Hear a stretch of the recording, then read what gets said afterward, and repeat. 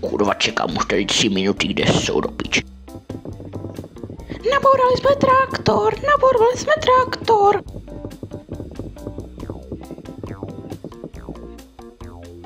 Tak, ščuli prdi.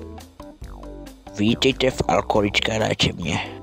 Tady budete pít vodu z hajzlu. Si děláš prdel.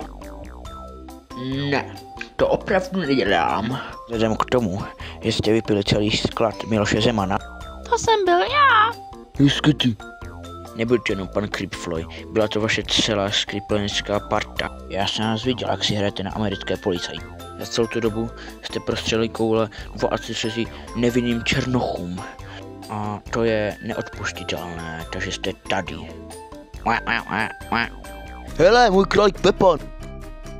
No pojď, Pepane. Hlavně ještě nezajel auto. Ty jsi chlastal cestou, co? Pardon. To je debil, však je to králík, ty vole. Vy jste chlastali s ním, co? Harry Cripple. Co je? Ani chlastat neumíte. Cože? Oni neumí chlastat? Tihle dva jsou profesionální opilci.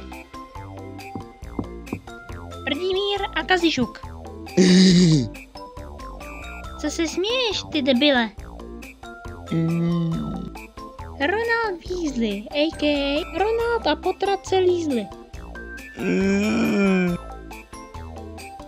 Tak potrate, budeš chlastat se mnou, nebo si vybereš tohohle nepovedeného kokota?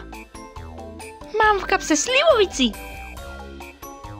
Jestli jsi neuvědomil, doktory jsme v alkoholické léčebně. Tohle se chlastat nesmí. Pan Kripl má pravdu.